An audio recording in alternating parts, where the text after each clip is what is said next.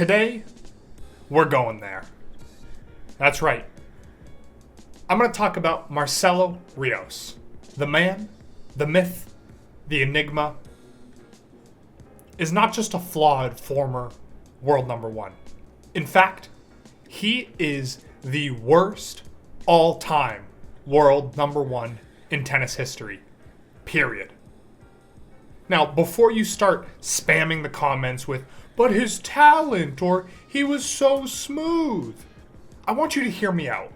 Because once we dive into the facts, the attitude, and the legacy or lack thereof, you'll see why Rios is the ultimate cautionary tale of wasted potential. Let's roll it back. 1998. The Truman Show is crushing the box office. France is winning the World Cup, and Marcelo Rios is sitting atop the ATP rankings. Born in Chile, Rios had a unique game. He was a lefty magician with pinpoint precision, insane movement, and a one-handed backhand that purists drooled over. Now, he wasn't the biggest or the strongest, but his touch and timing were off the charts. And to his credit, Rios earned that number one ranking. He won the Indian Wells Miami double, one of the hardest back-to-back feats in tennis. He beat Agassi, Chang, and Moya during that run. And on March 30th, 1998, he became the first Latin American male to ever top the ATP rankings. But here's where the wheels fall off. How long do you think Rios held on to that number one ranking? A year? 6 months, maybe? How about 6 weeks? That's right. Rios held the number one ranking for just 6 weeks total. And despite all that early hype, he never won a single Grand Slam. Now let that sink in. He had 26 chances in his career to lift a Slam trophy.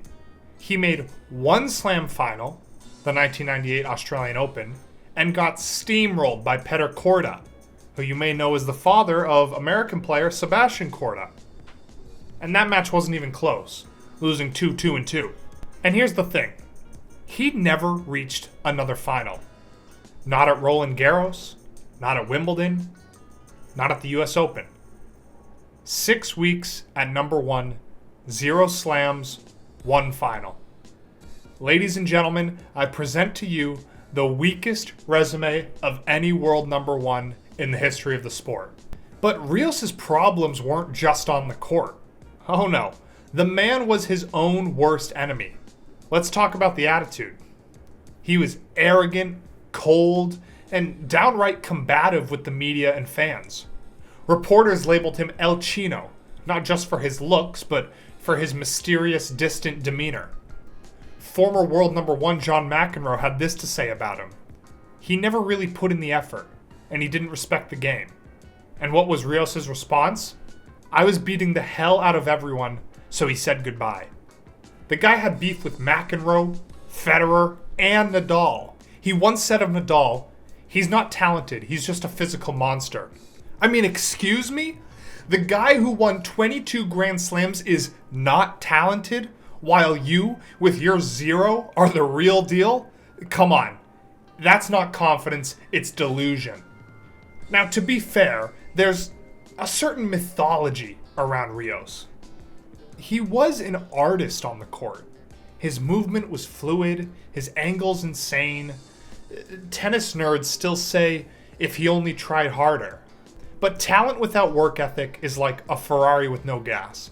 It looks great in the garage, but it's not winning any races. Rios had all the tools but lacked the engine. Injuries? Sure. But lots of guys deal with injuries. The difference is, the greats grind through it. They adapt. Rios didn't. He once said, tennis gave me everything, but I didn't like the fame. Then why go all in? Why rise to number one just to coast? Name that number one. Andy Roddick, Slam winner, US Open champ, carried American tennis for years. Juan Carlos Ferrero, French Open winner, Davis Cup beast, and a major contributor to the game today as Carlos Alcaraz's coach. Carlos Moya, Slam champ, world number one for 2 months, and also coaching Nadal. Now compare that to Rios. 0 slams, no coaching legacy, no slam final outside of that one blowout, retired at 28, still throwing shade at legends from his Twitter cave. Even guys like Yevgeny Kelkinov or Thomas Muster left more of a legacy. Even Daniil Medvedev, whose critics sometimes argue that his stint at number 1 wasn't as dominant as others, he still won a slam, beating Novak in straight sets at the 2021 US Open, and denying him a calendar year slam. That's not a footnote, that's history. Medvedev may have his quirks, but he showed up on the biggest stage and delivered. Rios never did. And it wasn't just attitude. There was always drama with Rios.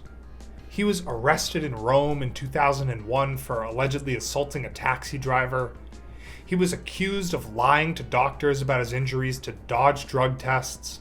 He even tested positive for a banned diuretic, though it was later ruled non-performance enhancing, so I kind of take that out of the bag. Still though, the guy was always surrounded by chaos. He once got married in a $500,000 wedding and then divorced months later. His personal life was just as volatile as his game. And today? Well, Rios is mostly remembered not for his brilliance, but for what he never became. A flame that burned bright, but for all the wrong reasons. Look, being the worst world number 1 still means you were better than 99.9% of players. We get it. Rios had generational talent. But tennis is about what you do with that talent. You don't get legacy points for what could have been. You get them for what was.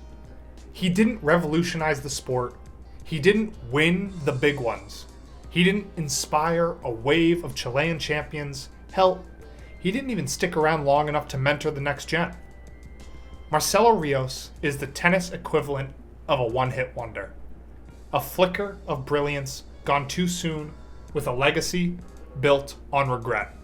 So yeah, Marcelo Rios is the most overrated, underachieving, and attitude-plagued number 1 in tennis history. The numbers don't lie, and the legacy certainly doesn't lie.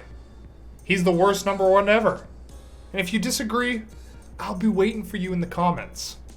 And don't forget to smash that like button, hit subscribe, and I'll catch you with another tennis take that'll have Twitter melting down.